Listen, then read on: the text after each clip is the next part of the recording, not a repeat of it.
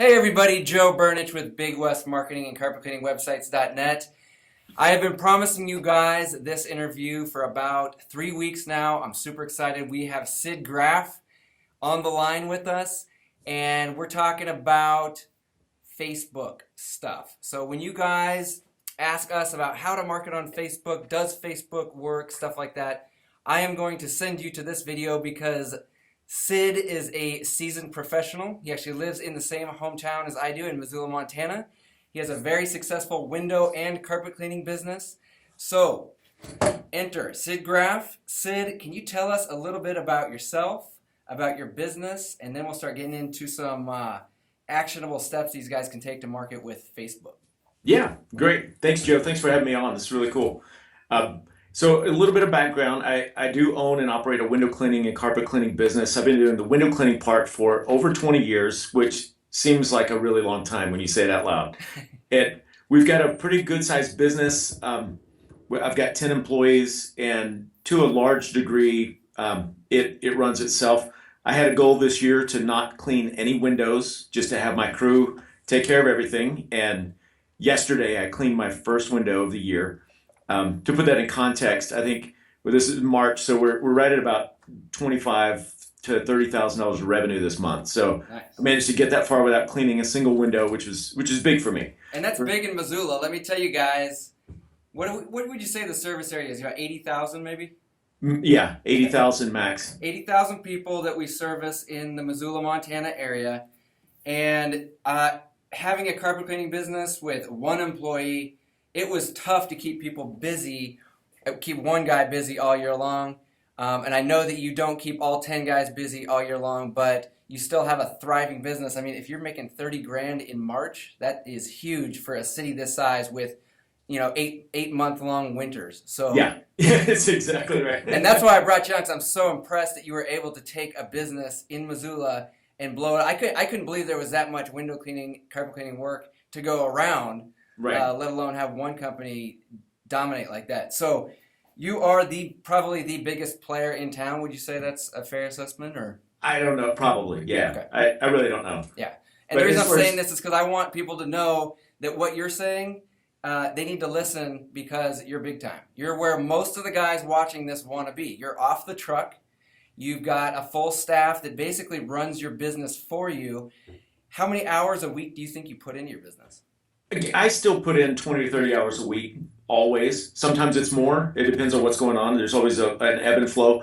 But the beautiful part about it is, like, if I need to take time away, I can. Yeah. An example, last week, my youngest son is 12. He had a gymnastics meet in Salt Lake City. So we took a 5-day father and son road trip, and all I did was I had my phone with me. I fielded one phone call and 3 text messages in 5 days, and my team handled everything else. So that's the beauty of it, is I work in it because I want to. Yeah. But I don't really have to. Which Well, is yeah, nice. you said that when you go to clean a window, it's kind of like your meditation. It's something like that you kind of do for fun, right? So That's true. yeah. It's very true. I'm a technician first, and I love that part. But my bigger love now is marketing. And I'll tell you a little bit of backstory to kind of put things in context. So we've been in business in Missoula for 6 years, and in 6 years we generated 600 customers. So easy math, 100 a year. But during the winter times, it's deathly quiet and very slow. Yeah. And so I spend a lot of time in the winter reading and studying, and I started like, how am I going to make my business better? So I'm reading business books, and I hit on marketing. And I studied marketing for about 2 years, and then one winter I was like, that's it. I'm going to put everything I learned into operation. And this was 8 years ago this season, 7 full seasons ago. We went from 100 customers a year, new customers. We literally added 1,800 customers in 6 months. But that doesn't sound accurate. There's more to it, that we bought a business that accounted for about 600 of those. So in real terms, in 6 months, we added over 1,000 new customers based on our marketing. Just on marketing, yeah. Okay. Yeah, and so we almost tripled the size of our business in a 6-month period, which generates its own set of challenges, which was like, how do you keep up with this? How do you keep people happy? But the marketing part, I don't really consider myself an expert, but I do know enough about it to make it work. And I've demonstrated that in our own business. So that's kind of, that's my claim to fame, if you want. Yeah. I mean, It was funny. I was at your birthday party last week and met your wife for the first time, and her comment was, "He is a marketing genius. My husband is a marketing genius." So just to let you know, and I know and I know that you also run the big entrepreneur group, 1 Million Cups here in Missoula, and you have a lot of respect in this town as being a genius marketer. So one more reason for everybody on this call, on this video, to pay attention and take notes. Oh, cool. Thank you. That's very kind. Yeah, no. That's really cool. So, do you want to ask the question, or you want me to just answer it about?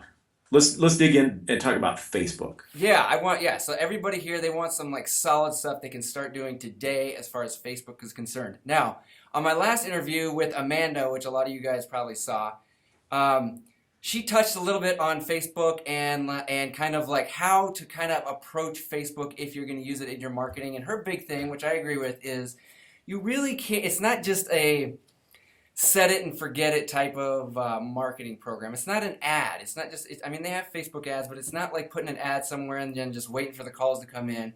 There's a lot of interaction that goes on, and you really kind of, if you're going to make Facebook marketing really work for you, you have to be kind of into Facebook already. You can't be one of those people, well, I hate Facebook, and then expect Facebook to make money for you. Would you agree with that?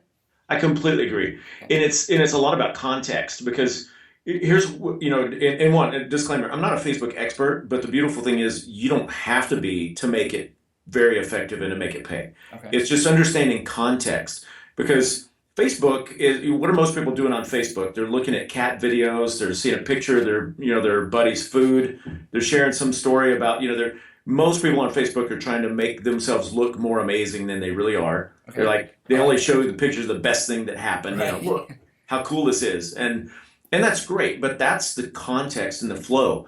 Whereas, contrast that, if you still know what a physical newspaper is and you're looking through the classifieds because you want to find a used car, you're looking for something that you want to buy. Right. And so if you see an ad that says, hey, Jim's Car's having a special down here, free test drives and a donut, that doesn't offend you because it fits within a context. Okay. But if you flip that to Facebook and everybody's telling stories about their last vacation or what they, whatever, and then you see an ad pop up that says, hi, buy my shit. Yeah. It's completely out of context, and people will ignore you or be annoyed. So that's why Facebook is for advertising, for working in a local market, for a community business.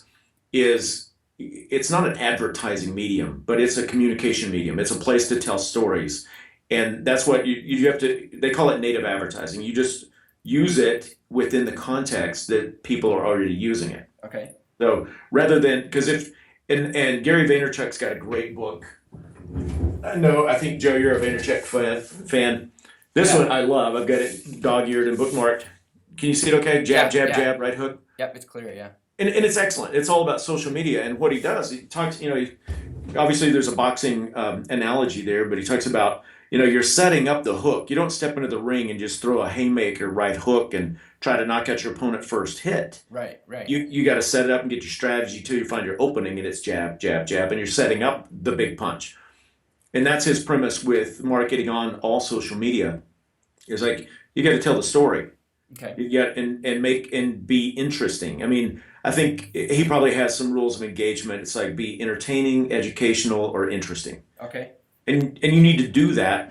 And you can. It's interesting for some people. Like if you're in a window cleaners forum page on Facebook, I'll take a snapshot of the back of the inside of my van. It shows what the setup's like, and everybody is going crazy about it. It's like, oh, this is great. What do you do? What kind of squeegee do you use?